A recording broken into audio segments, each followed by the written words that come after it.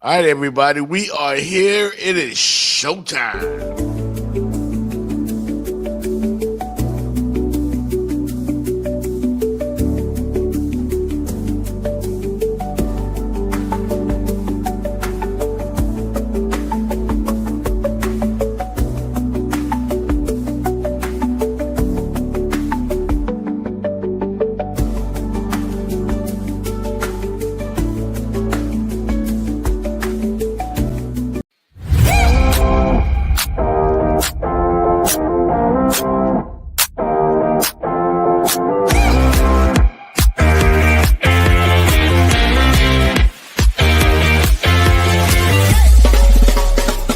The Jeff Fox Show, brought to you by Remix Sports Media.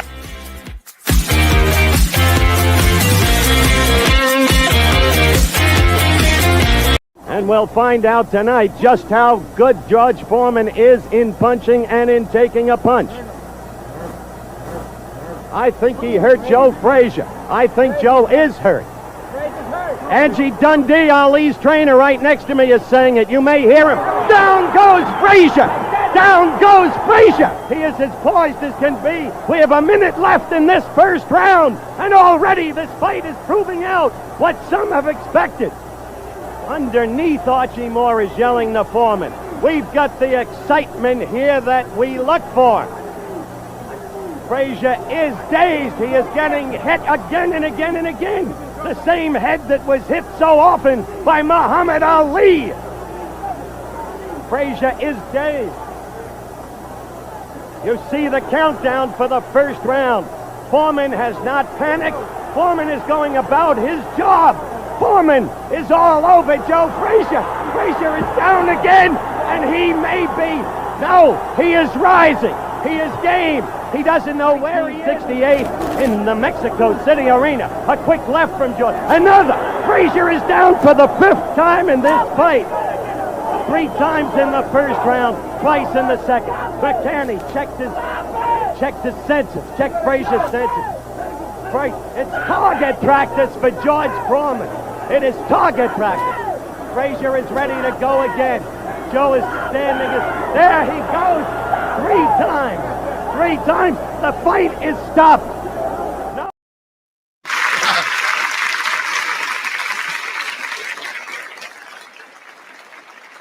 Down goes Frazier. Down goes Frazier. That's all I remember. Was when boxing was boxing. You know, Muhammad Ali, George Frazier, all of them, Sugar Ray Leonard. That's when boxing to me was boxing. Yeah. I don't know. We just old, y'all. We just old. Speak for yourself. I'm for yourself, homeboy. asking a question, man. Why y'all so sensitive? I just ask, are we just old because we keep thinking about our time? Big George Foreman, Muhammad Ali, or is it, like just as good as it ever was? I think we're just old. No, in a good way. I'm like Jenny. You speak for yourself, Jeff. I'm young for a tree. Okay. Hey, music. We got the music. Right. We got the best era in sports. It just is. It just is. Yeah. Big George Foreman, man. George Foreman beat Joe Frazier so bad that I was able to show the whole fight at the beginning of the show. The whole fight. I mean, he should have stayed down. It went 2 rounds. George Foreman is just a classic study in how the second act can be better than the first act. Ooh, preach, baby, preach. Think about what we saw. That was the first act when he was the big bruising, we're scared of you. Just beat your brains out. I mean, people feared him. Then the second act, he had retired and he came back, right, Jenny and Jeff? He was this nice guy and he had been doing commentary. He came back into the ring. He went from hated to beloved and he won the championship. But he was loved more in the second act than the first act. Yeah. It and was just like big amazing. And then teddy bear type something. oh my gosh. And then so it gives hope to all of us. The second half can be better than the first. Can I say this? What a great comment, Fitz. What a great comment. Yeah, So that means there's hope for Jeff Fox, then, right? you're a Yeah. philosopher.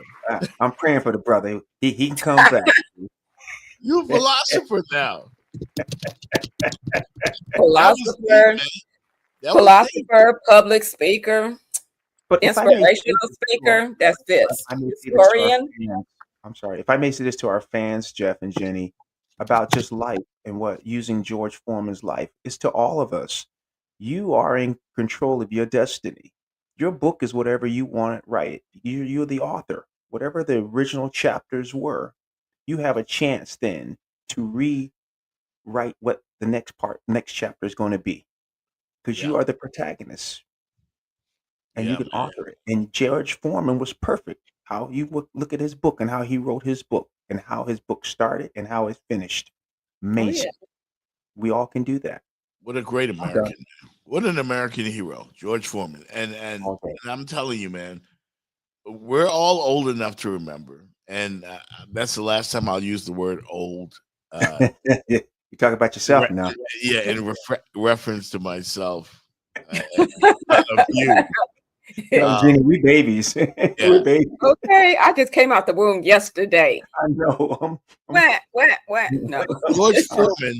George Foreman hit Joe Frazier so hard that it lifted him off the ground. Like he bounced. It looked like a cartoon, that fight. Like he was doing Mike Tyson before Mike Tyson. Oh, of course.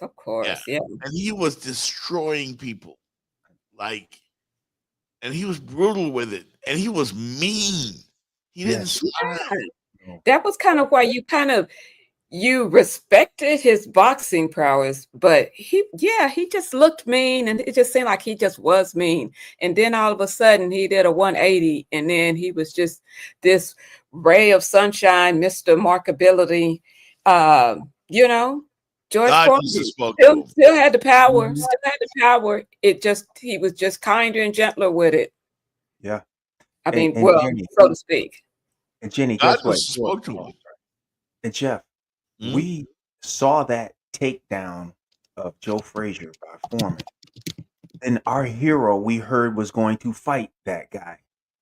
I believe all three of us on this podcast, we were terrified for Muhammad Ali.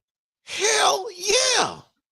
Hell yeah. I remember it like yesterday, man. I was like, no, fight him. No, don't fight him.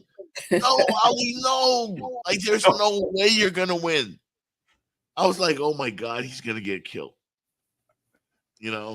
Terrified. There was another fight that made me feel that way. It was Sugar Ray Leonard against Thomas Hearns the first time. They were both undefeated. I love Sugar Ray Leonard. Big fan of his. But I said, bro, ain't no way you can beat Thomas Hearns. Like, stay away from him.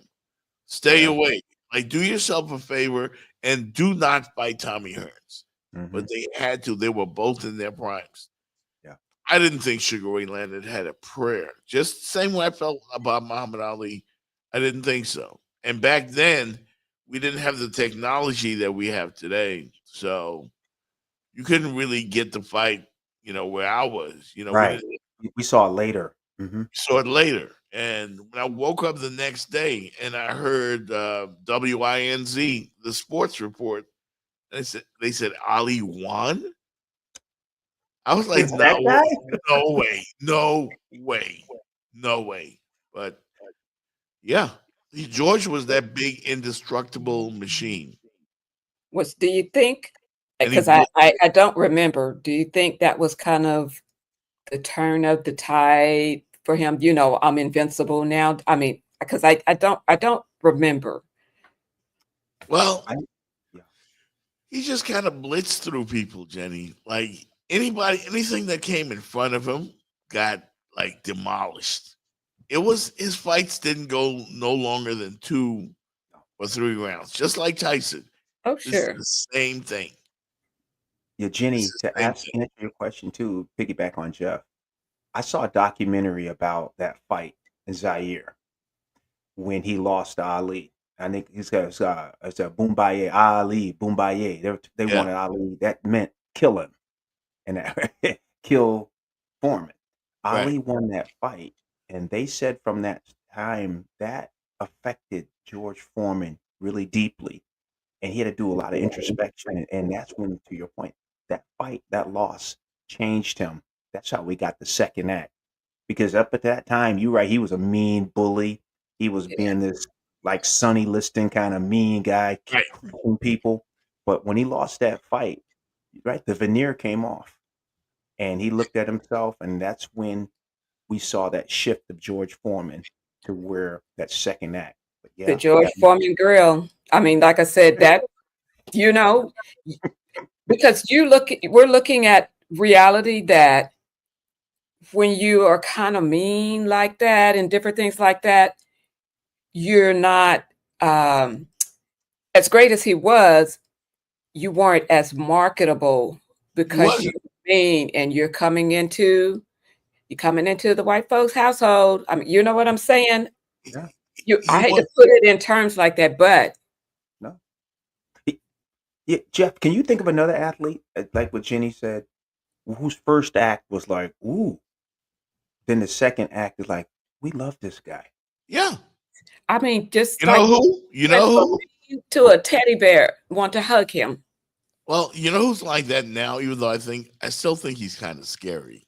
Mike Tyson. Mike Tyson. Oh, Everybody wants he's still scary. Yeah. you gotta love today's Mike Tyson is lovable. The first Mike Tyson, you wanted no part of him.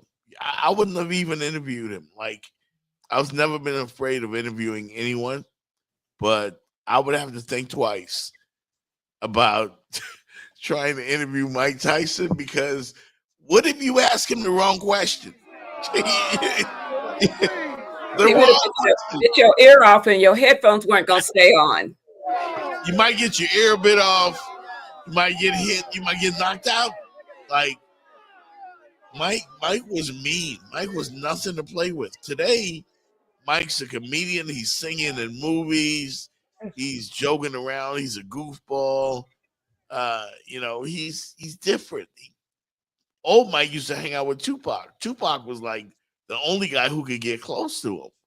Yeah, I heard that. Like, one time he came to the radio station where I wasn't there, but the station GM took a photo with him, and they kind of made it like comical because he went to bite the guy's ear off, like in a joke, So that's really turning it around, turning it around. Again, Magic City got jokes in the comments. He said, that's just ludicrous. I'm probably the worst Mike Tyson impersonation ever, but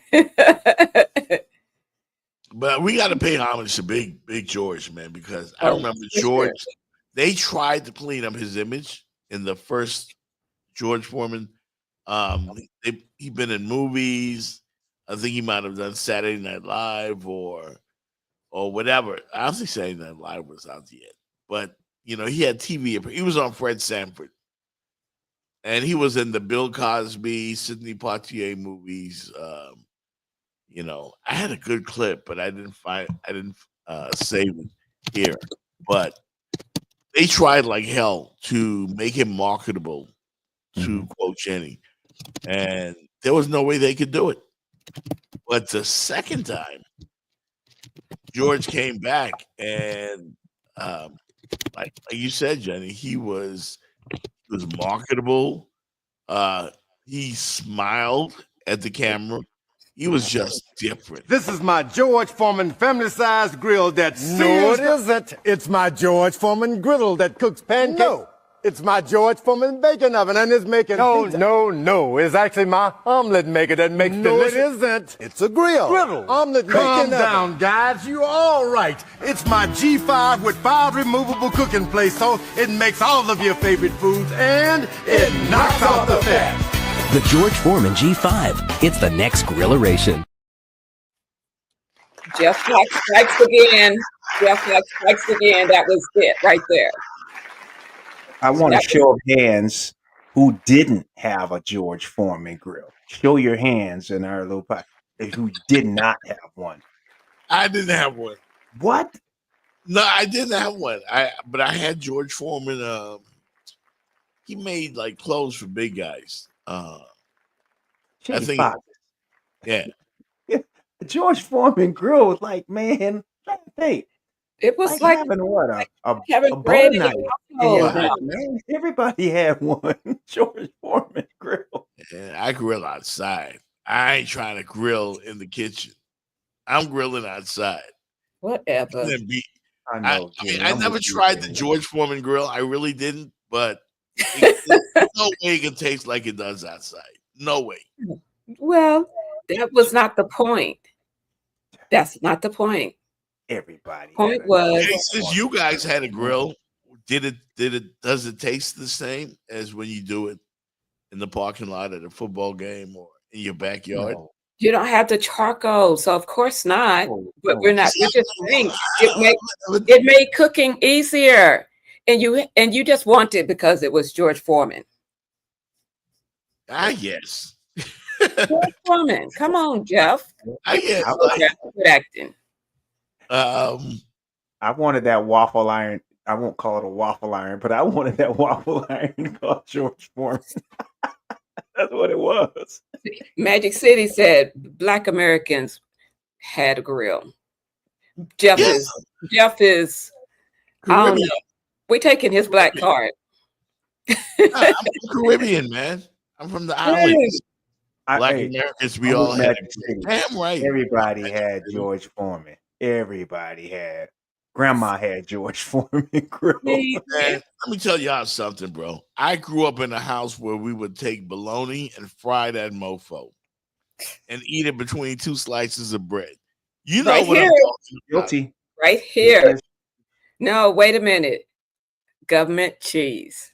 All right, then. So y'all know. Hey, Y'all know how we do it. That bologna with the ring around With the it. ring on it. Bologna with And the then it ring would around just puff up when you fry it. Yeah, you put it in the pan, it would bubble up like that. You get to cut it to Yeah. make it go down. you got to Come on now. cut it. If you were smart, Come on. you had to put the little X in the middle. You had to put an exit to make that bad boy go down. Come on, Yeah. now. That's some real black folk on this show. We got Well, real black folk on here. You taking your card. We might get Yeah. it back So sometime. we're gonna revoke your car. Show. Then you put it between two pieces of light bread. Yeah. That's what you Like- call it down south. Like, Light let bread. me tell y'all something. One time, It's a sandwich. It's called a sandwich. sandwich. Sandwich. Like one time, like I would fry or boil a hot dog, however you want to do it, or grill it or whatever. My kids didn't want to eat it because it wasn't on a hot dog bun. I had a regular loaf of bread here. I see your kids are special, just Yeah, those are like special you. kids like mine. Yeah, I don't want that. Ain't got no hot dog bread. Hot dog bread. What the F? Like hot dog bread for real? You put that hot dog between one piece of bread, you put it on an angle, you Fold slice it. a triangle. Perfect. Fold it. Perfect. Look like a Jeez. taco. A taco don't know hot how- dog. Remember you used to fold it? Come on now. I don't know how we got derailed. Magic- like this is Magic just- City tried to take us way back. He said, "What y'all know about fried chicken gizzards?" Chicken gizzards? Yeah, Gizzards and I don't livers? know. That wasn't me. Magic That City wasn't now. me, Come on, dog. Yeah, I've done that before. Gizzards, livers. they were cooked No, in my listen, household. man. They were cooked in my household, but yeah, I wasn't. Please don't I tell was- me you ain't never had no fried chicken gizzard. Oh man, that's a staple in the city, Okay. in the hood. Have me Gizzards, worried. liver. My grandma, baby, bring me some gizzards. Yeah, Some chicken liver. yeah. Yeah. You had me worried for a minute. Yeah. Sorry, Jill. Yeah, I was a picky eater. Still am. Yeah, Pickled pig feet. no doubt. Oh, See? I love You- it. Oh, like I've it, Jill. never had those. Pickle I've eaters. never- I don't know how people eat those. The eggs in the jar. Oh man, are you come on? I don't know about that. Yeah, and my kids eat Man, them. Look, I'm gonna date myself. My uncle had a store. It was in Calhoun County, Florida, small town outside Tallahassee. You could buy cookies 2 for a penny. My granddaddy Hey, give me 10 cents. I don't know nothing about that He right put there. 20 cookies. I get 20 cookies for 10 cents. Put it in a bag. The frosted cookies, the ones with the frost on them. 10 cents. For 30 cents, I could feed the neighborhood. Hey, I know what to do with $1. That's too much money. Yeah, that's old days. Yeah, but y'all ain't old though. we Y'all know. ain't old. I told you not. I told you, Jeff Fox. I'm young for a redwood. No. I hear you, man. But today, yeah, we are remembering Big George Foreman, man, the Intimidator, the man Big who George. did 2 acts. Yeah. George is he's special, man. He's special. This is his second act, everybody, when he won the heavyweight championship. It's Foreman's initiative. And there's that competitive spirit of George is coming out again. He feels he's nailed Moore with a good punch, and he's a good finisher. He knows how to do it, but he's in with a tough guy. And remember, Atlas told Moore George is going to try to find a moment here to steal the crowd and get them psyched up. That looked like it might have been it for a while, but now George stops punching again. And takes jabs for his trouble.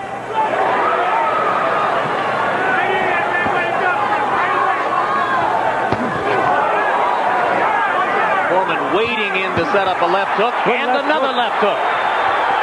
And another left hook shot that missed. George is so tired, though, Jim. If he misses a punch, he goes completely off balance. I have to give him all the credit in the world, but again, he's a 45-year-old man in a young man's game. But look at that competitive spirit coming out now. Straight right hand landing for Foreman. He's had a pretty good round here in number 10. Again, Atlas didn't counter. Atlas, here we go again with the Atlas. Michael Moore is Down goes Moore on a right hand. An unbelievably close-in right hand shot. 4, 6, 7, 8, 1, 2. It happened. It happened.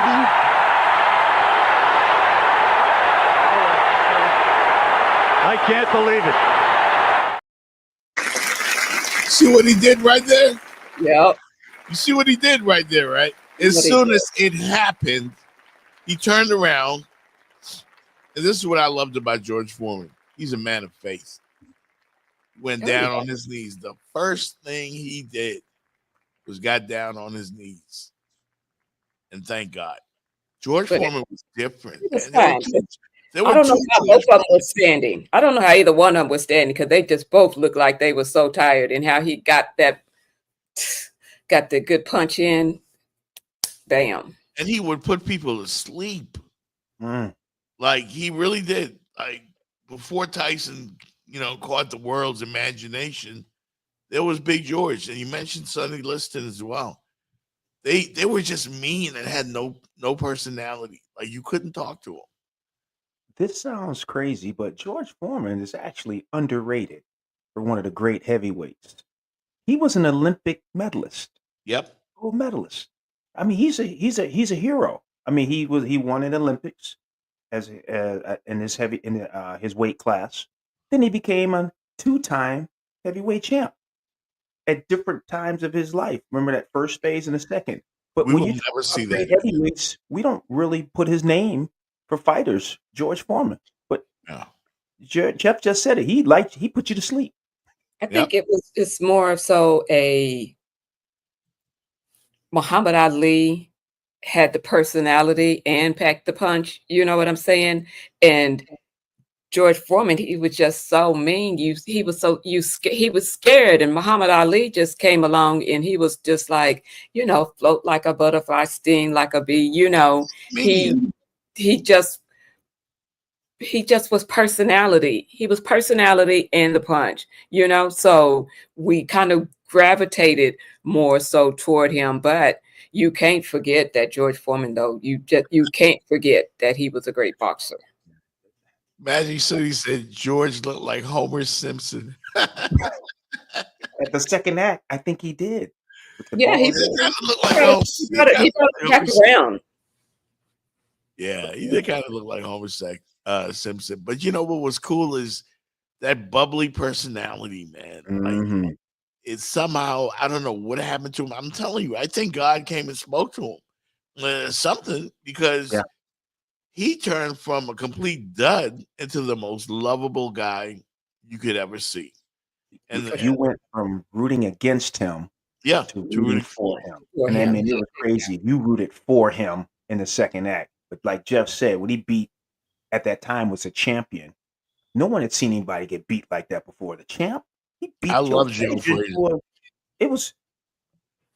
I've got a picture of Joe Frazier right here on my wall in the studio. And that's how much I love Joe Frazier. Joe Frazier, Muhammad Ali. Joe was from Philadelphia. Philly. You know, and was one of those great Philly fighters. And to see him get beat like that, and it was traumatic. Out of me. Yeah, it was traumatic. It was traumatic. Like some things in life affect you. And that fight right there, I'm like, God damn. Like, I know. Like, that's the heavyweight champ. Like, bad. How was the heavyweight champ getting beat like that? He had beat Muhammad Ali. Remember, Joe Frazier beat Muhammad Ali. So that made Joe Frazier a bad man, right? So bad mother. Shut your mouth now. What was George Foreman? You know, Jenny, and then, you made a good point. I'm sorry, Jeff. Jenny, you made a good point about when you said Ali, but Jenny, I think it's unfair. We need to do Ali like Jordan. We need to take him out of the discussion because he sucks up the life out the room when you try to compare people to Ali. You know what I'm saying? Just like with Jordan, we keep trying to, you almost need to take him and put him in another. And I think Ali, we talk about heavyweights, when we want to talk great heavyweights, we need to take Ali and put him in a separate, right, Jeff? And then we could talk about Lennox Lewis, Foreman, Frazier, them guys. But Ali, I think it's unfair to put him in. He just sucks the life out the room. When you say he wasn't just Listen, you just want to gravitate. He, like I said, he was just so good. And when he gonna say, "Oh, I'm gonna knock you out," I'm gonna knock you out in the third round, and what did he do? He knocked you out in the third round. So it was, like I said, he was just a character that you just wanted to root for, and he was good enough to where you rooted for him. I think Muhammad Ali was scared to death of George Foreman. He was scared to death. I was scared for him. I was scared for him too. And the reason he won that fight is he psyched himself out. Like he was doing a whole lot of yelling and arguing and, hey, I'm gonna do, you're ugly, you're a big gorilla, you're this, you're that. Yeah. He was scared to death, but he had it up here, and he had a plan. Well, sometimes you have to play those games. I mean, like you look at the NBA now as well. Some of the guys, I guess maybe more so earlier on, they wanted to play mind games, you know, get you off your game. And, you know, when the other is not, when you're not sure if the other's going to work, you got to do what you got to do. You play the mind games, and then you play your other game. No doubt. Yeah. It's a big Monday here on the Jeff Fox Show with Fitz Davis and Jenny J. Jones. We're going to hit a quick break, and we'll come back on the other side with some more sports talk. For the best in your auto transport needs, check out Express Auto Recovery in Miami and Fort Lauderdale. Why choose us? We provide nationwide coverage, fast and reliable service, competitive pricing, transport to any freight forwarder or dock of your choice, auction house experience, and we provide excellent customer service. Express Auto Recovery. Call them today. 786-858-0369. That's 786-858-0369. They provide towing services, accident towing, roadside services, tire change, transporting, towing, and they buy junk cars. Cheap prices, licensed and insured, fast and reliable services. Express Auto Recovery. Call them today, 786-858-0369. That's EAR. Express Auto Recovery. Tell them you heard it first on the Jeff Fox Show. I hate you because we're from different neighborhoods. I hate you because you look different. I hate you because I don't understand you. I hate you because people I know hate you. I hate you because I think you hate me. Because I need someone to blame. Because you talk different. Because you act different. Because you're just different.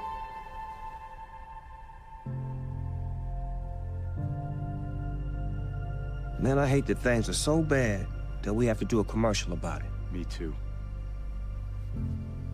Everybody's your man, Jeff Fox, along with The girl Jenny Jones. we are going to be broadcasting live right here at Circle House Coffee.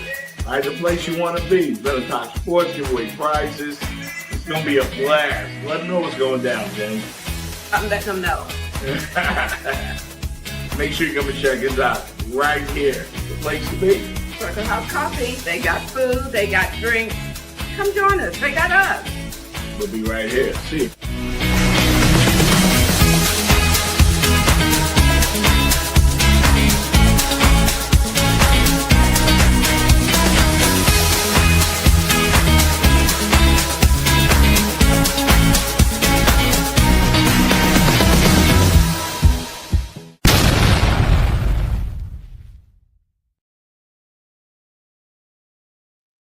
Thank you.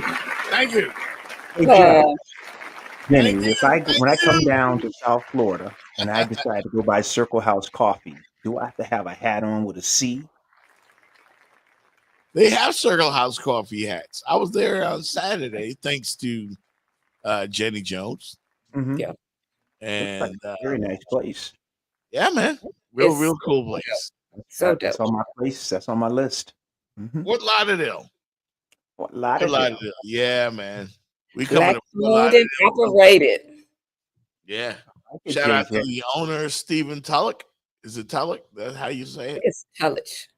Tulloch. Okay. I think. Yeah. Detroit Lions. That's Yeah. where I've heard the name. He played for the Football Lions. player. Yep. See, man, all football players do great things, Jenny. See, His You, jerseys. you see my team where I'm gravitating to? even tell it. Yeah, tell it. Yeah. Oh, yeah. I gotta visit that. I was Played right. under- She was wrong. Typical. Mhm. Huh? You said Tulloch. It's Tulloch. It's Tulloch, right? Yeah. Well, Tulloch. Like Andrew Well, Luck, right? Tulloch. we got a couple of weeks. We need to get it right. Yeah. We'll Tulloch. get it right. Didn't he play But- with Detroit? He with the Lions. Didn't he play with the Lions for a minute? Play with the Lions and they play with the Titans. And What up, though? yeah. So speaking of football players being smart, and some of them actually being dumb, what do you guys think about Jamar Chase, the wide receiver from the Cincinnati Bengals, was in Miami recently, along with his teammate T. Higgins. They're making so much money now that they bought Lamborghinis or whatever you call those fast ass cars, and they were test driving them on the Miami freeways and the highways. Mm-mm. Like Mm-mm. they were out in public driving these fast ass cars. Mm-mm. And this is after the dude from the Raiders, Yeah. you know, after he done something stupid like this is what these guys do to celebrate. Now, there are two ways you can look at it. It could be that they're just young, they're rich, and they're having fun. Because I don't want to come off like the guy that's envious. No. But what do you think of it? Not hating, but that should be, if they saw what just happened to that young man from the Raiders, 2-3 years ago, kid from Henry Alabama Ruggs, yeah. was going 140 miles an hour in a vet on the road. I don't, the money, great, but they actually have the access where they could get a closed track, Jamar. I mean, and Higgins, they could get a closed track somewhere, really test those cars out. You got Homestead Free Speedway, you got all kind of stuff in South Florida where they could take those safely, drive that Lambo at whatever speed. This is what I want. Yeah, But are we being fair, or are they just again being young and rich? And this is what young rich people do. Take a look.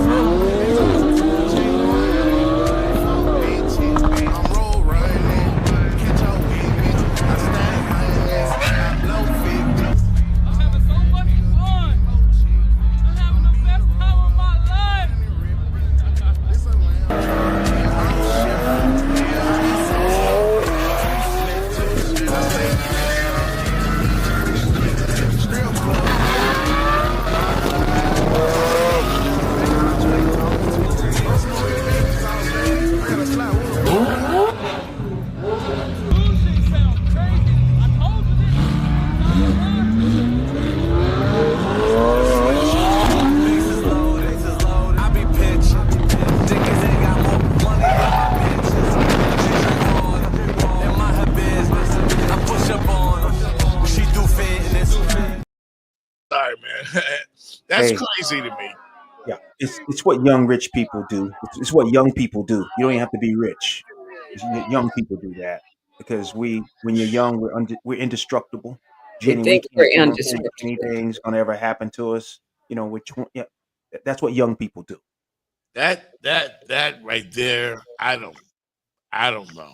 I mean, I can't help but look at it one way and call it dumb. Young. I think it's really dumb to drive like those cars are loud. They're super fast and you're driving next to a delivery. Regular people. Yeah. You're driving in the midst of regular people. What if you hit somebody? They're not even think about that, Jeff. That's my drive to Miami every night. These people, they like to roll up on you, a couple of them see each other, and then they just start racing. And it's like, we're on the freeway where everybody is supposed to like get along and drive nicely, Big city traffic is big city traffic. It's going to be a mess no matter where you go. Shout out to Atlanta. Y'all have the worst traffic ever. Yeah, it's bad there. The worst traffic ever. Sorry, Atlanta. I used to live in Atlanta, and yes, the worst. We hated the traffic, but I don't know. I've never had, when I was living in Atlanta, people rolling up on me like they do here. Like they'll do this and go around you. I never experienced that in Atlanta. So for me, I would say Florida is the worst because they're riding the line. They're riding the line, trying to move over. But hey, I'm already occupying this space. Hold up a minute, Jeff. Okay, I'm trying to turn these things off. Jeff, I'm sorry, Jenny. Excuse me, Jeff. If I may, I want one more time on Jamar and T. This is what young people do across America. Yeah. White, black, Hispanic, whatever, it does not matter. Young men with fast women and fast when they're cars. sitting on a rocket, when they're sitting on 450, 500 horsepower. This is what they do in every city, town in the United States. They'll pull up a light. He could have a vet and this other guy next to him in one of those Hellcats. They're going to look over at each other, Jeff, and they're going to race each other to the next light. They do this all over this country. And guess what? They do it all over the world. Yeah. It is a young thing. Yeah. Well, they grow up eventually, hopefully. Like I said, I don't remember seeing it like that in Atlanta. But then again, everybody in their mama is not trying to drive a Lambo. Yeah. They don't have access like that like we do down here. We got access. We may not even can be able to afford it, but we'll go rent one just so we can be, Yeah, you're in the Miami streets though, and there could be somebody's 18-year-old daughter or son, first time driver, just driving in regular traffic, and boom, here comes a loud ass blur past them. I mean, you saw it, the video. They all in and out of traffic. Yeah. Yep. Like, and then they put it on video for everybody to see. Now, Jeff, that's the one thing I would say was dumb, putting it on video. It's on video. Yeah, just don't put it on video. How you gonna brag though if you don't put it on video? That's what the young people do now, Vince. They Why do not all the just craziest stunts and they put on video. Man, you ain't gotta show it to the world. That's what you're doing. Why not just enjoy being rich? Like, I mean, That is them enjoying being rich. Hey, enjoy being but fast. Everybody Driving else. Yeah, everybody else is put at risk. What about your, somebody's grandfather, grandmother, parent, or anybody? Like, they're driving, zigzagging in and out of traffic in the midst of all of us. That's a problem. Yeah. Magic City, they snitch on themselves. They do. They do. But, Yeah. but it's all in the, in the name of social media, getting the clicks, getting the likes.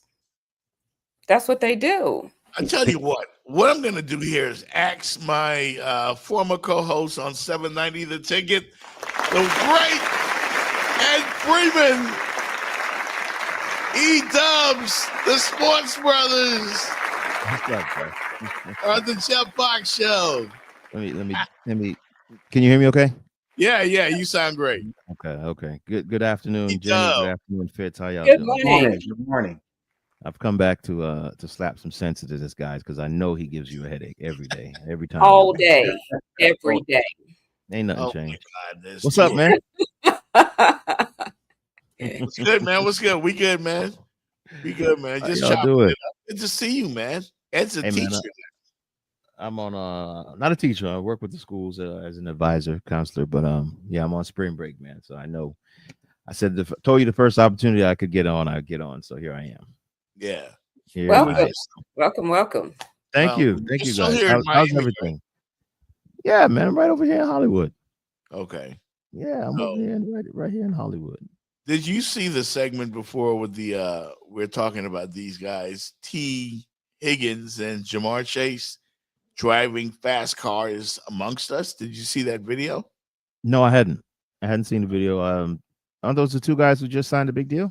Yep, they both signed, and they to celebrate, they bought some fast ass cars, and they wanted to test it on the Miami streets. Take a look real quick.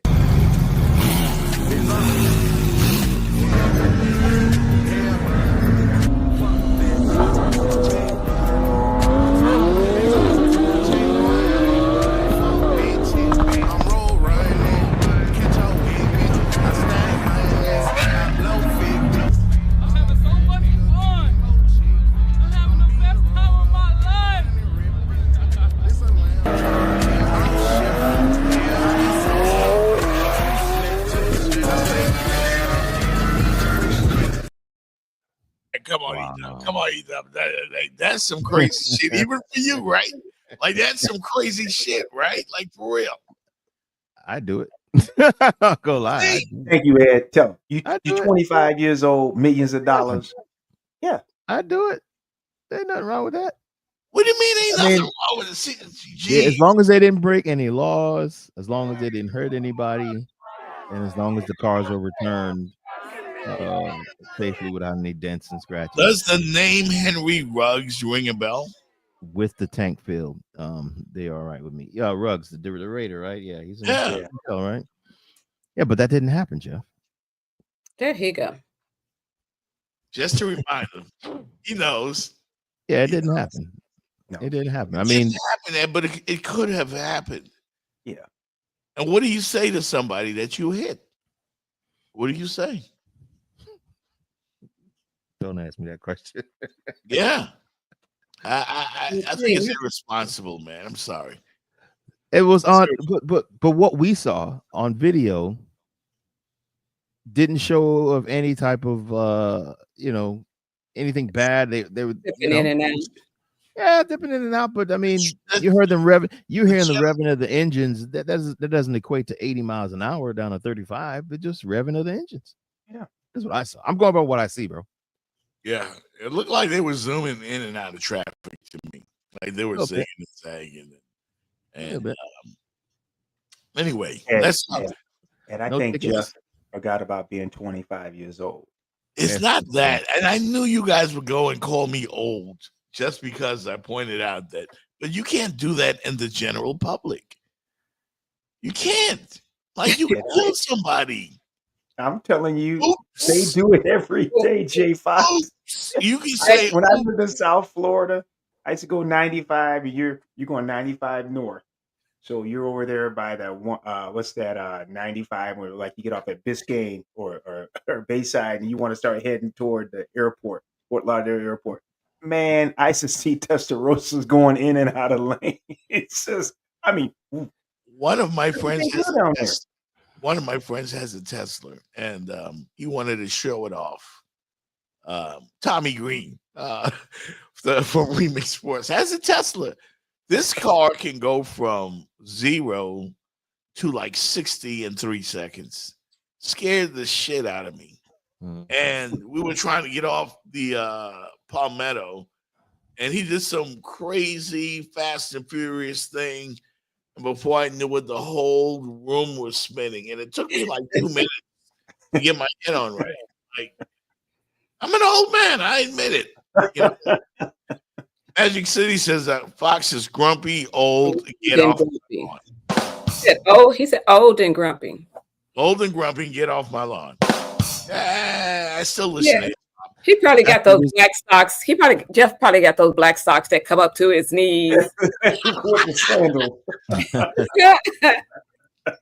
That's the reason I don't get on roller coasters anymore. You know, the only fast driving that I allow is if I'm doing the driving. So yeah, I mean, hey man, but it is nothing happened. I'd rather concentrate on that than what could have happened. I am glad you are on the show today, because tomorrow Jimmy Butler comes back to Miami.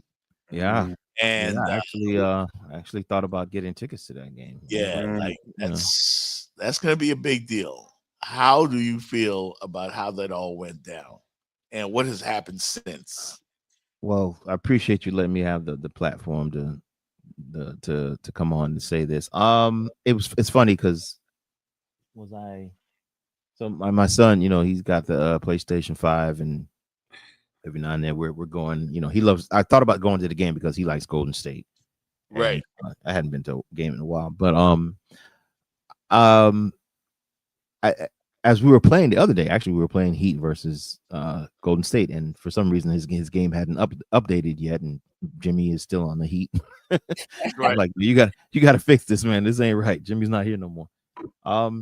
But I did think, man, I thought that, wow. The question that actually came to my mind was the Jimmy Butler situation, did it show or did it expose a chink in the almighty Pat Riley's armor and the Miami Heat's armor? That's what came to mind, really, was how did it get to the point where, and I think it's a couple of days because I saw one of those YouTube shorts that, you know, kind of talks about Jimmy's career and all that. But how did it come to the point where this guy is, you know, protesting and missing flights and you know, all that stuff? You know, you're more up to speed on it than I am. I don't keep track. It got ugly. Yeah, no, it got ugly. But we have never seen that before, right? You and I covered the glory days, LeBron. Not here. It's always been in-house. It's always been handled. It's always been, don't worry, I'll get you your whale. The next thing you know, this guy comes in, that guy gets signed. But that was really, really bad. That was really nasty. And I just sat back and, you know, as a diehard Heat fan and a Pat Riley fan and a fan of the culture, I just was like, oh, this is embarrassing. It's like your parents arguing, you know what I mean, in front of your friends or something. Yeah. So yeah, I didn't like it. And I really, to this day, don't know. I didn't really want to sit back and say, oh, it's your fault, Jimmy, or it's your fault, Pat. But I just didn't know where to put the blame. Somebody's to blame. I have an idea who's more to blame than the other, but somebody's to blame. Oh, say it. Lean one way or the other. I mean, I really think the organization dropped the ball, because you look at what they did the year before. The year before that, you know, like I said, I haven't been up to speed on sports like I should have, like I used to be. But, you know, going to the finals as an 8th seed, and the year after that, kind of just flaming out. And this year, kind of just like, what are we doing? from the fan standpoint, who don't know, we're not back there, we're not privy to everything. We're like, dang, what are we doing? So I'm wondering, for it to get to a point where Jimmy acted the way he did and the way that the breakup was, what was it like that in the organization? Yo, what are we doing? Yeah. But in a little fairness to the Heat, this has been Jimmy Butler's MO when he's ready to leave a team. I mean, all of the teams have not been amicable. Right. It's been an uproar. And when he came here, it was like, ooh, he's a problem. He's a problem maker. He's going to be a cancer in the locker room. Mm-hmm. But he's coming to our team, so he's just going to be our cancer. And we're going to take him, and we're going to love him. We still love him. We're a little caught up in our feelings right now, but when they come, you embrace them. That's what we do. So he gets the video. Yes. I don't think so. Oh, I don't think so. Oh, heck no. Too soon. It's too soon. I agree with that. It's too soon. Yeah. I think it's too soon. Maybe next year, but this is the first time he's back. You only come back for the first time one time. Yeah, but as bad as it got, you can't sucker punch me. No, I'm not gonna say sucker punch, but you can't punch me in the gut and then you come back and I'm supposed to hug on you and love on you. My stomach still hurts. Well, can we? I'm ungrateful, man. What is It's not ungrateful. It's you in your feelings for real. Mm-hmm. What's the history? Did LeBron's first time back? Did he get a video, or was it like the second? I don't remember. To be honest, I mean, if you're gonna say your first time, there's only one first time. Lucas just went back to Dallas, and I think they showed a video. I'm not sure though. Yeah, but you mixing how they left. Right. Luka didn't want to leave, so of course he can come back and be celebrated. Yeah, he didn't want to leave. Well, that's a good point. No, that's the point. He didn't want to leave, so we could celebrate him. Jimmy wanted to leave. Jimmy showed out. Jimmy left, so he can't now come back. What? Like less than 2 months later and be celebrated? Not in our house. Not in the 305. I'm sorry. Well, I mean, Pat Riley just celebrated his 80th birthday last week, and I brought up the fact that I think he's done. I think his legacy is secure. I think he's the greatest sports executive ever in South Florida. Fitz thought different. Don Shula was his thought as far as the greatest sports icon, as far as head coach, front office, or whatever. Okay. But I think Riley's legacy is secure, but it's time for him to go.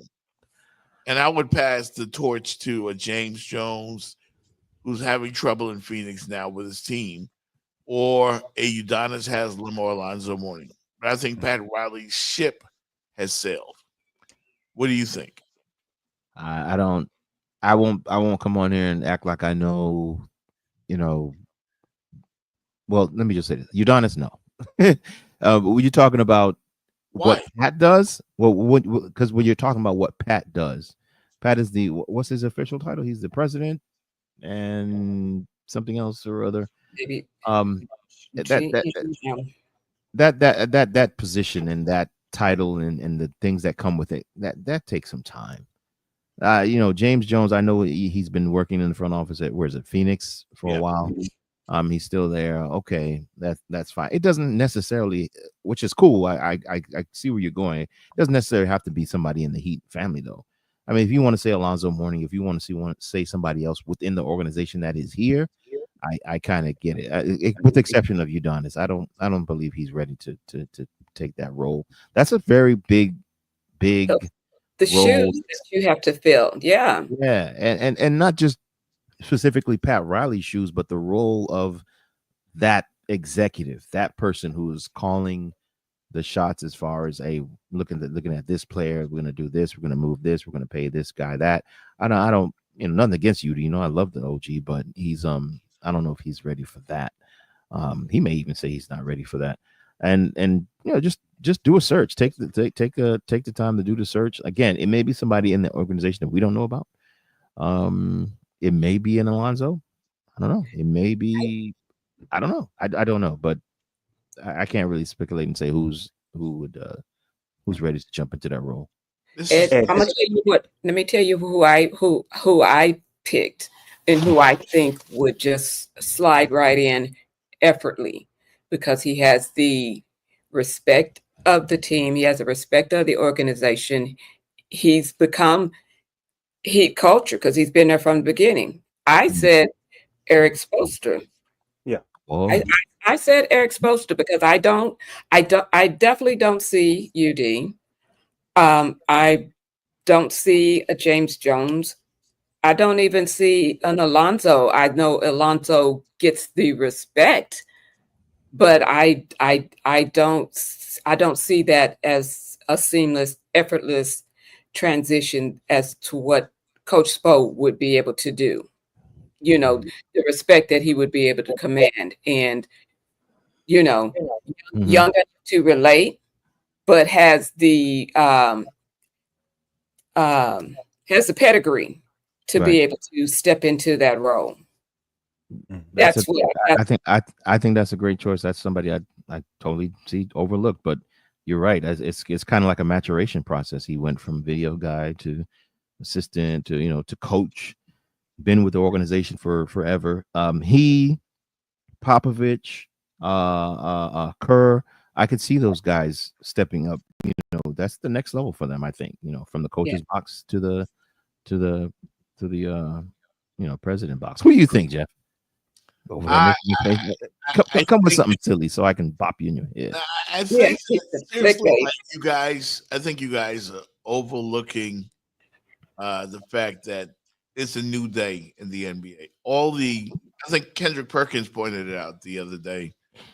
All the successful guys, Sam Presti in Oklahoma City, James Jones most recently, currently with Phoenix. And you even in Boston, you got younger guys running stuff now. Like, okay, again, I think Pat Spoelstra's not old. He's not old, but he's a great head coach. I don't know what kind of executive he would be. Mm-hmm. I think he has the temperament for it. Like I said, I think he has the temperament for it. I think he has the respect for it.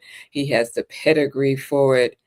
I mean, he did survive Bumpgate with LeBron James. He did survive Bumpgate. If I may chime in, I want to go back to what Ed said about the chink in the rift. Because I think before you can apply someone to be the new leader of this entity, but we know it's Miami Heat, we got to go back and address what Ed brought up. We saw it opened up, like you said, we saw the parents, whatever, that's supposed to be in-house. It was there for everyone to see. And Ed, I'm with you on this. That's why I said until they fix this, I don't think they can go forward with the Heat, because I saw Pat Riley blink. And that is what led me to say there's going to need to be a change, but they need to get this thing right first, because to your point, that's the first time I can remember with the Heat, something like that with Pat Riley. And he was with a player who just was outwardly just disobeying, saying he wasn't going to do it. It was his actions. No, but it's actions that he did. I think the closest thing they fire you for that. Yeah. The closest thing that we've seen, I think, to this, and maybe you may agree, is when Shaq left. Yeah. And I mean, it wasn't as contentious. It was basically it wasn't, I'm ready to go or whatever. I just remember reading. I wasn't, we weren't even in the business then, but I just remember seeing it kind of play out in the media. And next thing you know, Shaq, where did he go from here? It wasn't LA, right? I forgot. Boston or Phoenix. No, they sent it to Phoenix. Yeah, and it was the way that it was, because Shaq got, he won the championship, and once again, same MO as in LA. He got lazy, got tired, whatever. Didn't want to deal with Pat Riley's coaching, style and all that stuff, the rough stuff. So That's the closest that I think that I can remember that we've seen something like this with the Heat organization. Even when LeBron left, even when Dwayne left, it wasn't public. You know what I mean? It Yeah. wasn't people missing flights and showing up at pickleball tournaments and things like that. It was. You remember he did that, right? He went to Yeah. Well, in fairness to Jimmy, he has been doing the pickleball. He's been doing the pickleball circuit. He's been there because I was there and I got a chance to interview him doing pickleball. So he tries to diversify his talents, golfing, pickleball, But yeah, in fairness to him, he has been doing that. I want to make Jimmy says this is just a regular game. I read something Jimmy just said the other day, going back to Miami. He sees this as just a regular game. Really? As a matter of fact, he did say that, Fitz. Here it is. He said, Jimmy, you curious what kind of reception? Not really. It don't make me no difference. I'm a member of the Golden State Warriors. I love that fan base. They showed me a lot of love while I was there. But I'm there to win now. I'm on the opposing team. When you look back at your career in Miami, how would you categorize what the team was able to do while you were there? We was all right. We didn't win nothing like we were supposed to. So. True. Jimmy said we didn't win nothing like we were supposed to. And you know why? Because Pat Riley failed. That's why. He failed. He failed, E-Dub. Jimmy took this bunch of YMCA guys to the NBA Finals. I don't disagree with you that much on the last year and a half, 2 years. I don't disagree with you. After you went to the finals as an 8 seed with Caleb Martin and those guys, Gabe Vincent. Capitalize that. Gabe Vincent, yeah. I don't disagree that much. I'm not. Yeah. You like to you like to put. You like to be out extra. He failed though. I mean, so all right. He failed. I mean, Pat Riley ain't you're since the big three. Listen, you're talking about James Jones. He's not really actually looking that great over there in Phoenix with what's going on with him. Well, he did it. How that was He Come on, did man. it. No, James Jones is great. James Jones is great. He's homegrown. He's a great front office exec. He's exactly what the Heat would need. I would vote for James. My point is that everybody, isn't perfect. I know we are kind of spoiled down here. We had a good little.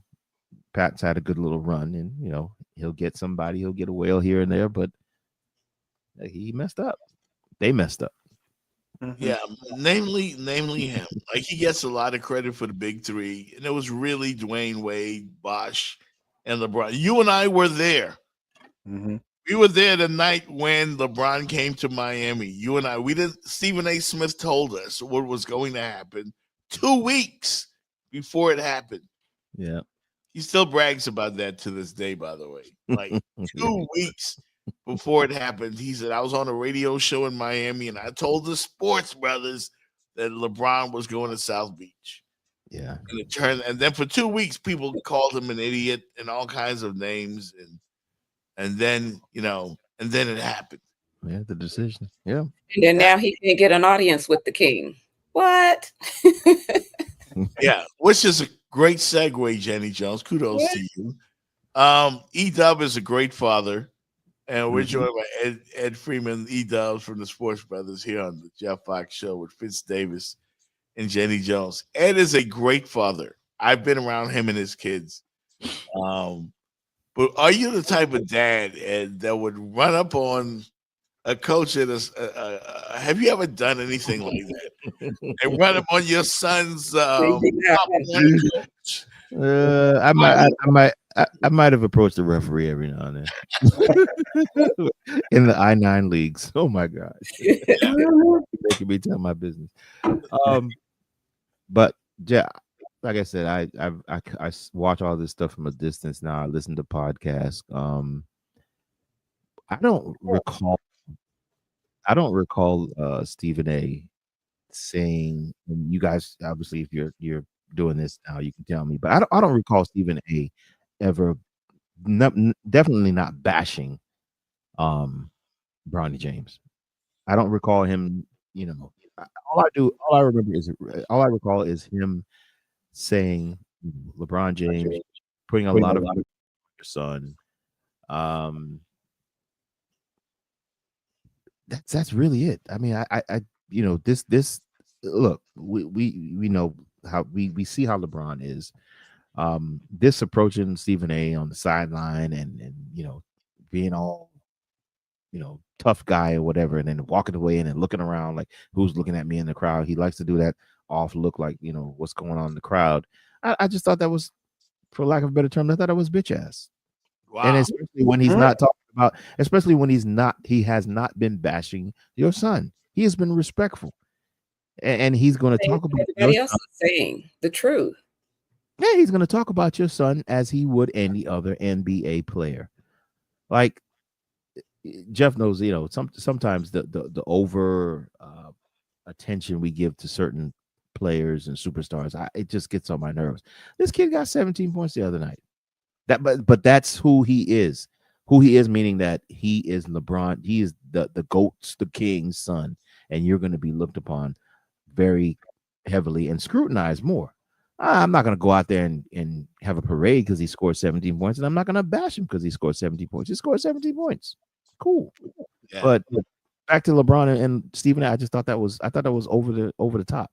Stephen A has said it as much, like he's good friends with Rich Paul, with the guys, which is his management team. They would have called him. He would have flown out to. He said, I would have flown out to LA and had a sit down with him.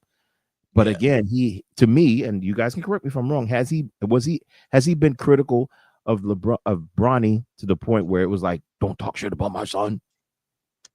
No. If I may address it, Ed, I'm from the I-9 family too, because I did that too.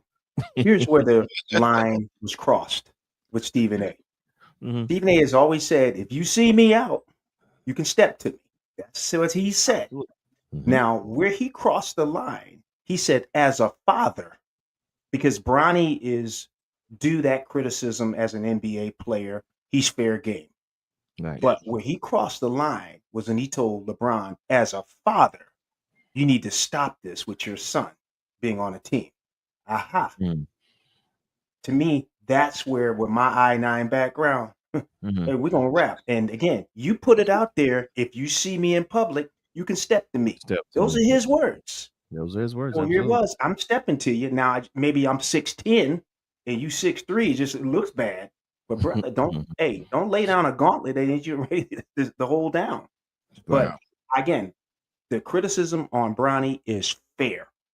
Where he crossed the line was saying, as a father, I think you should do something about this with your son on the team.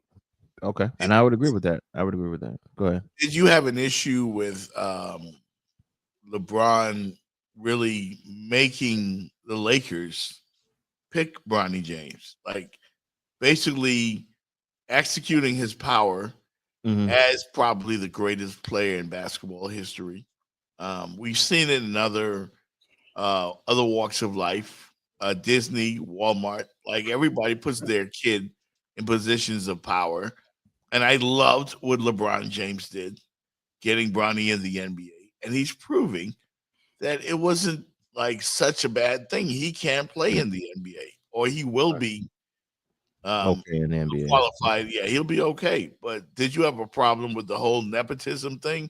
Not at all. Not at all. We had a conversation about this just the other day.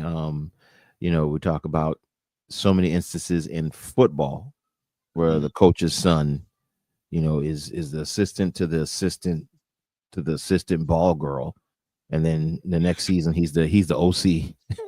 Like, what? 28 years old. Right.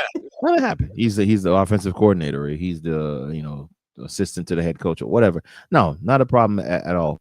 Yeah, some people can look at it and be like, okay, yeah, there's always a juxtaposition to it. Oh, he took some guy's spot that probably is a little bit more deserving, that was balling out in college and had more points per game and maybe made it to a tournament or two, played 2-3 years. I don't know. Right. But that happens in corporate America. It dang sure happens in other sports, especially when we talk about football, and maybe baseball too, but I didn't have a problem with it. I see I know the optics, but people are going to make something of it, make something more of it because it's LeBron James. Now, I would have a problem with it if he was like a total scrub, if he was, if he couldn't play at all. Yeah, if he was like the what's the guy that's gone viral? The team manager for McNeese State. Yeah. I just discovered this last week. If he was like that, like he ain't got no skills, he's a team manager. He was a team manager at USC.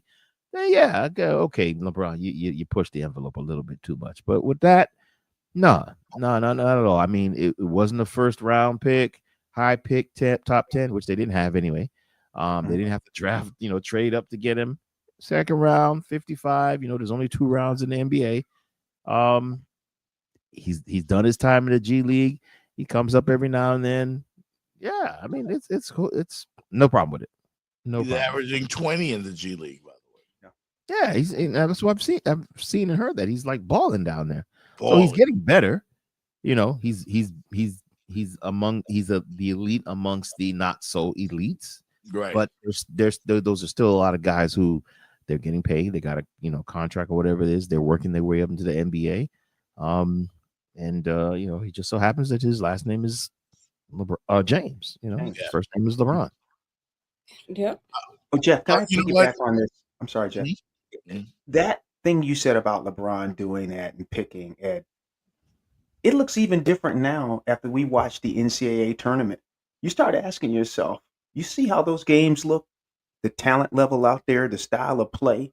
To me, it's bad basketball. It is bad basketball. So if I'm a father and I know the game, would I really want my son, who I believe has an opportunity to play in the NCAA now? I'm watching the games, and Ed, they're unwatchable. And I'm a big sports fan. All I see is a lot of 3-point shots, carrying the ball, just bad basketball, bad shooting. And my question is, how can Bronny get better in that type of basketball? You probably better put him in the G League where he can move up and down and see real basketball in the Lakers. Because I'm watching games. I ask the 3 of you, who do you see out there in these games who's a surefire NBA player? Cooper Flag. Is that his name, Cooper? I don't watch it. Cooper Flag, take the kid from Duke out. Who? Now I was channel surfing. Tell me. Who's I couldn't name about 3 guys. I don't know. I couldn't name 5. I couldn't name a starting 5 and with a player from each conference. I couldn't. Yeah. Cooper Flag, I know him, and I know Juju, but she plays with him. She's a star. It's been years since I watched the tournament. But we're in the era of NIL, so yeah. And you still talent. Why? I would go to the G League or something, because you're not getting anything from these Patino teams, and we watching Bruce Pearl with Auburn. I'm watching these 1 seeds, Florida play, Auburn play, and I'm looking at them and I'm like, I don't see anybody like they're gonna tear up the league and be like a lottery pick. Do the you next all? big thing, yeah. Well, you know what? Basketball. I'm glad Ed is here today on the show, because we got to talk some Miami shit. And nothing is more Miami than what I saw on CNN this weekend. Like, check this out. There is one community in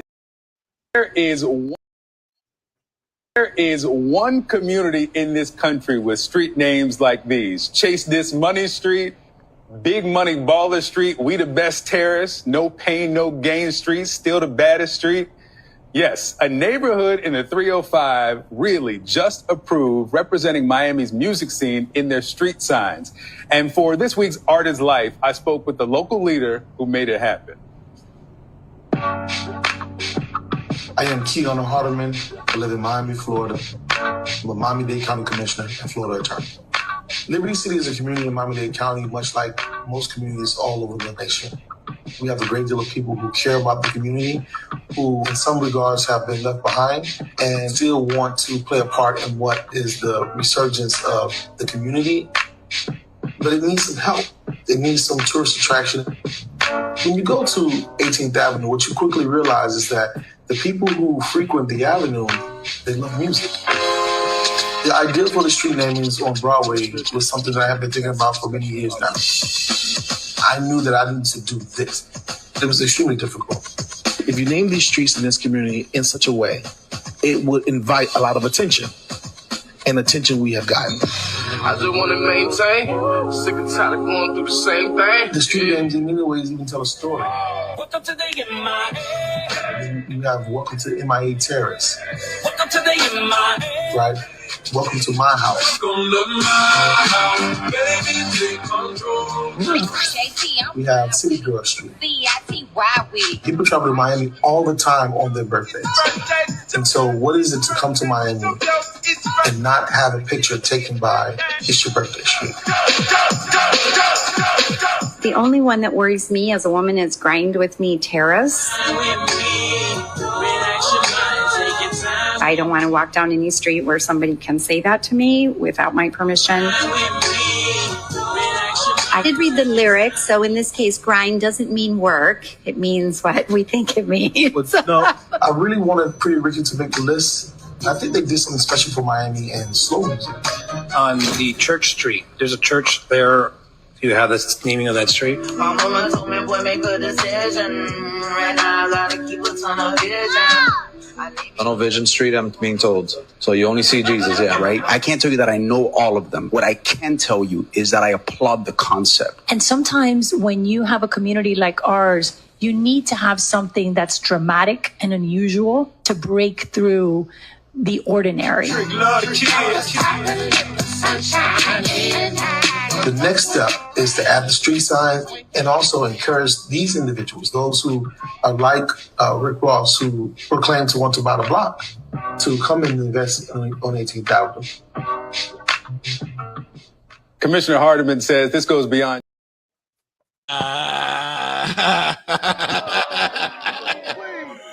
Grind on Me Avenue. 305, baby. We the best. City Girl Street. Holy shit! Like, what's going on here? Like that grind on me street made me laugh. I'm sorry. It's funny. That's not grinding like how we think going to work. Holy shit, man! Our friend Uncle Luke had a street named after him. I think the naming.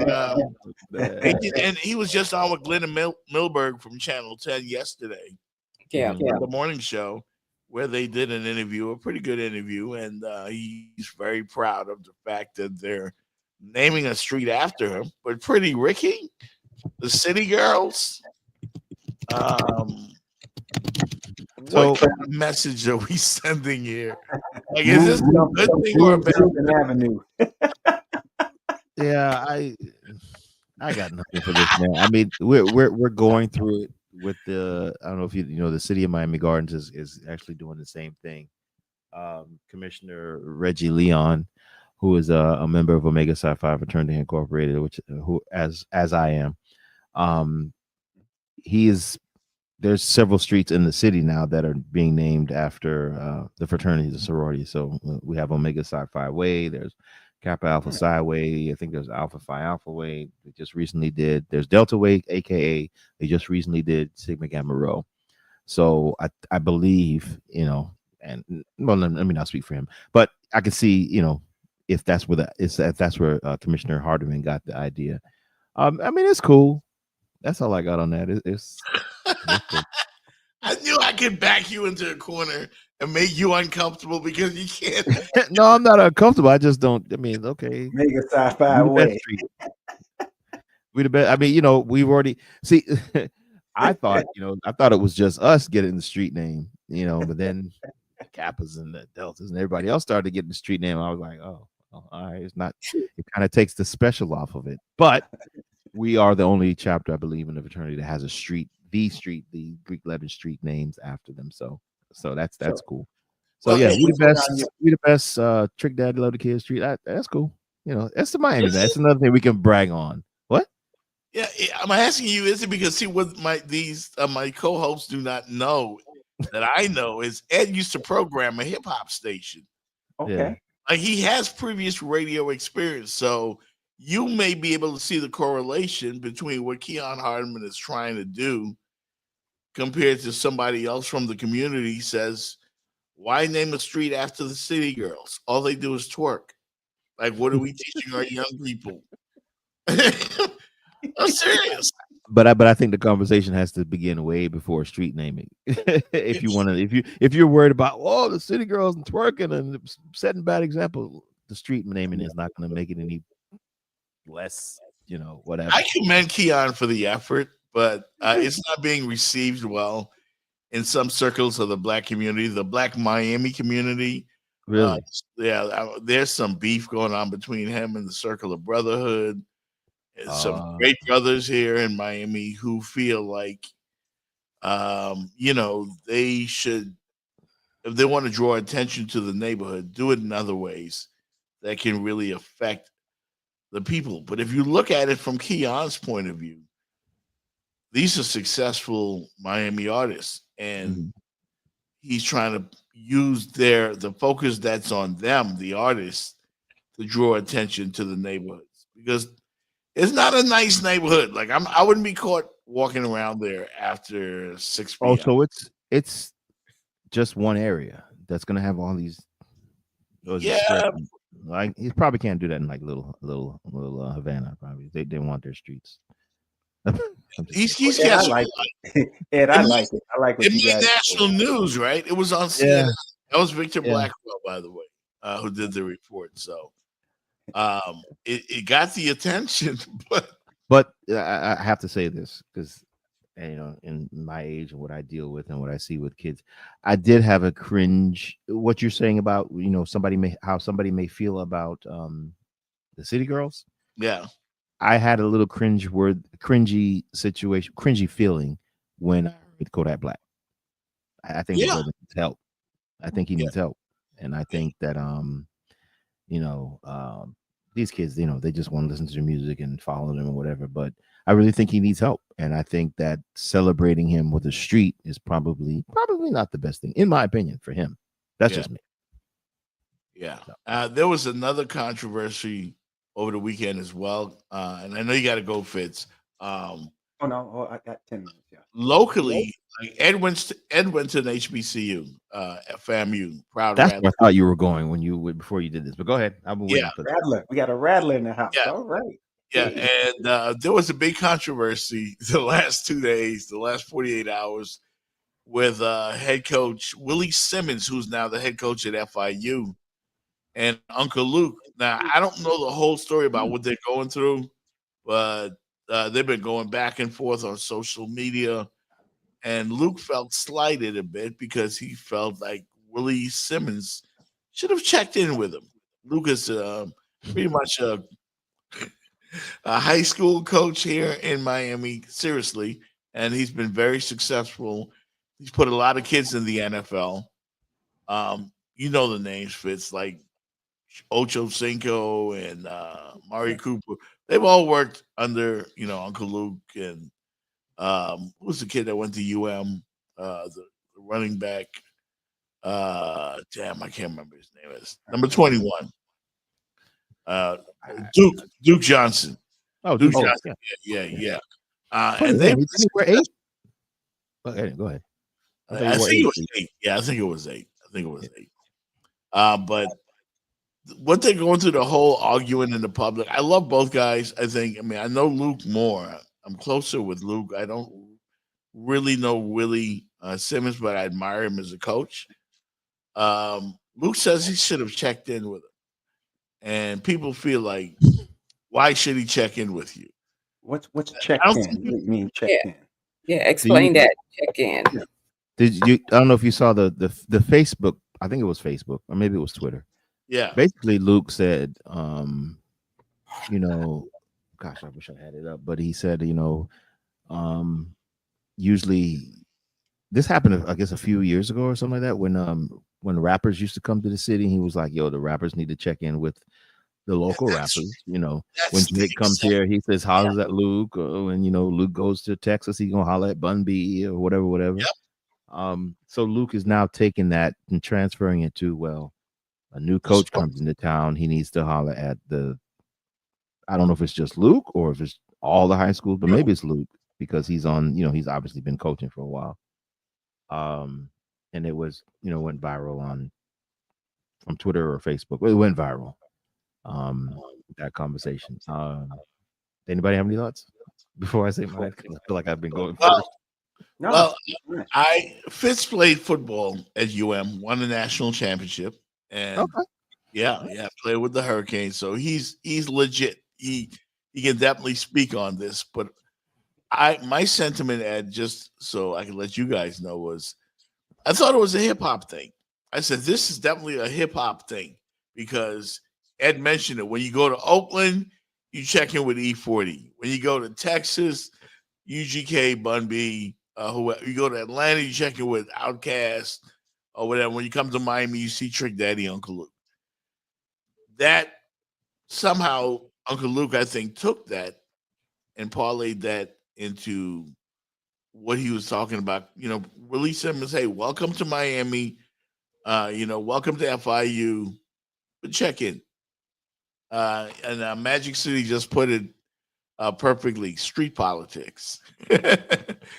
And I don't know if everybody understands that because there were a lot of people hurling darts at Uncle Luke for even suggesting such a thing like, who the F are you? Is what a lot of people were saying. Well, he's Uncle Luke.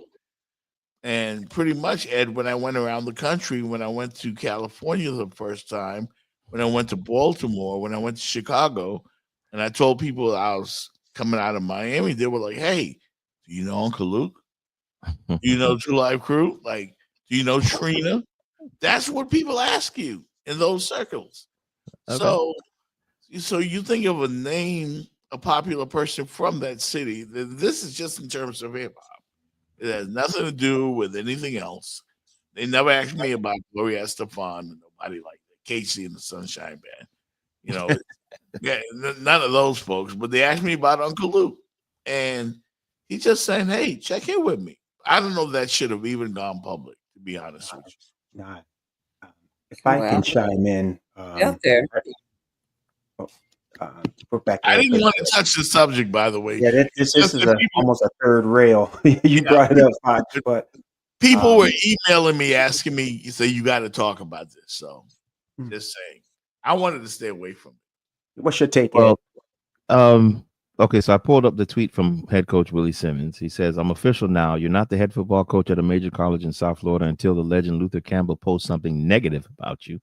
He knows he's still my band $100 grand. We're gonna pull up on you too, brother, as we plan to show the whole city love."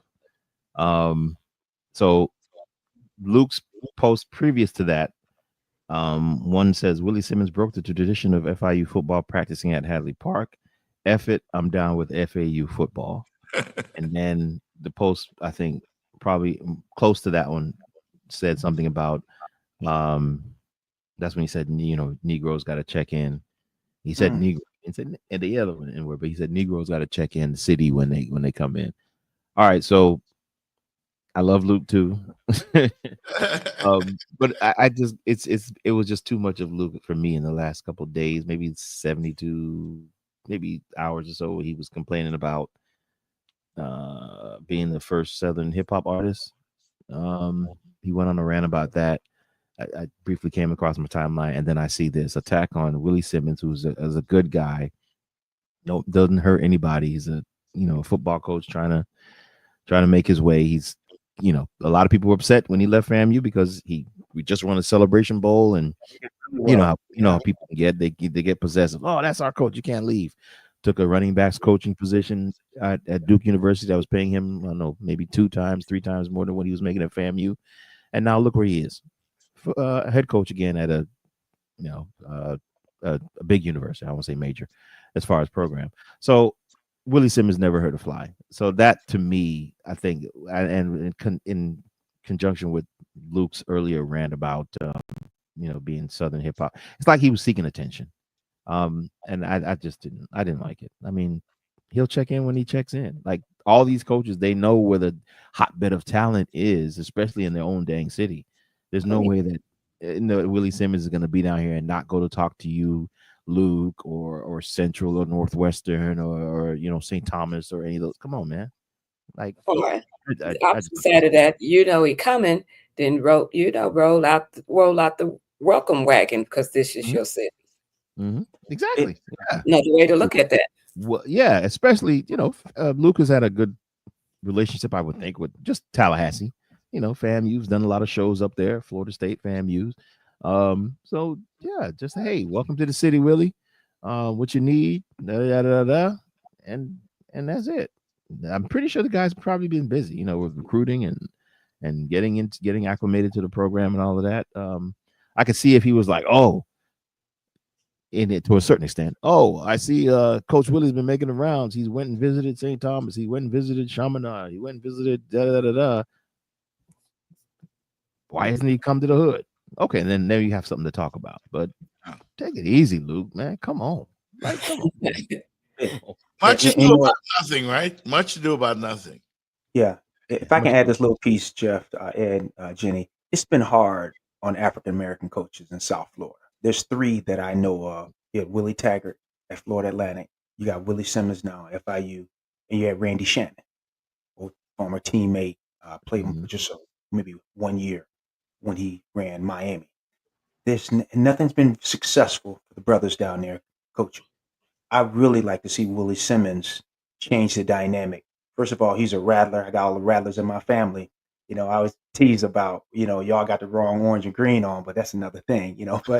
But I like to see Willie Simmons do well, you know, as a rattler down here. But again, if we want to change the output, we need to change the input. So however we went to those other coaches, we need to change how we approach Willie Simmons so he can have a chance to be successful down here, because I think him being successful at FIU can open a lot more doors for more coaches look like him. Yeah. And I'm rooting for him 100%. And I'm like, and if I can, I'm going Luke, Magic City, everybody. Let's get behind Willie Simmons and let's let him be successful. Help him whichever way we can. But I think we need to be as a family, and we don't need to be fighting with each other, man. Absolutely. In public. They're definitely not in public. Yeah. Say what you need to say behind the closed doors. Handle your business. Because sometimes I have to get on Jeff Fox about saying the quiet stuff out loud. But I do. Tell me about it. So, you know, say what you need, you know, say what you need to say.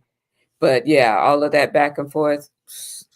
I will say this. I'll just throw this out there. The chats were talking yesterday, and it had said something about him being upset about somebody not getting a job at FIU. So he's kind of like, it's kind of like some hate involved in all of that. That's what the streets is saying. Yeah, people are quick to go there. Yeah, they are. Everybody got to be hate. Yeah, you know, just putting that. Hey man, thank you, Ed, for joining us on the show today. No, thank you guys for letting me come in your space. Thank you very much. This has been fun. Another brother from another mother. He's so subdued now. Like, you know, he's recently gotten married and had more kids. You know, and living good. And look, got the full beard now. Yeah, you know, you look like you belong in that movie Higher Learning. The Ice Cube. You look like Lawrence Fishburne. Oh, Fishburne. Okay. Yeah. In the movie Higher Learning. Next time I'll have on a kufi or something so you can, you know, make more fun of me. I think good, but appreciate it, man. Appreciate it. I needed this too because you know, I'm actually getting ready to launch a podcast as well. And still doing the DJ thing as well. You know, I'm having fun. Yeah. That's my outlet, Twitch and TikTok. So yeah, this was good. This was a good little run. You know, get back on the bike as so to speak. So yeah, thank you for that. Thank you guys for letting me, Jenny and Fitz, to invade your space. And you know, anytime you get tired of this guy here, this Raiders suck, Yankees suck. Who else? What is the other team? Lakers. You know, just give me a call. I'll come in and set them straight. Because I had to do it for several years. He needs constant checking. I call him my clickbait co-host. What the fuck? Exactly. Thank you, LeBron. For real. Hey man, it's time to go. It's time to go. It's been real, man. Appreciate everybody. Appreciate you, E-Dub, Fitz, Jenny. Thank you. You got stuff to do, man. People to see. Once again, man, RIP to the great George Foreman, heavyweight champion, greatest knockout artist ever, probably. The only guy that I would probably rate ahead of Mike Tyson when it comes to knocking people the F out. So Y'all be good, man. See you later. And we'll find out tonight just how good George Foreman is in punching and in taking a punch. I think he hurt Joe Frazier. I think Joe is hurt. Angie Dundee, Ali's trainer, right next to me is saying it. You may hear him. Down goes Frazier! Down goes Frazier! He is as poised as can be. We have a minute left in this first round, and already this fight is proving out what some have expected. Underneath, Archie Moore is yelling to Foreman. We've got the excitement here that we look for. Frazier is dazed. He is getting hit again and again and again. The same head that was hit so often by Muhammad Ali. Frazier is dazed. You see the countdown for the first round. Foreman has not panicked. Foreman is going about his job. Foreman is all over Joe Frazier. Frazier is down again, and he may be. No, he is rising. He is game. He doesn't know where he is. 68 in the Mexico City Arena. A quick left from George. Another. Frazier is down for the 5th time in this fight. 3 times in the first round, twice in the second. McCanny checked his senses. Checked Frazier's senses. It's target practice for George Foreman. It is target practice. Frazier is ready to go again. Joe is standing. There he goes. 3 times. 3 times.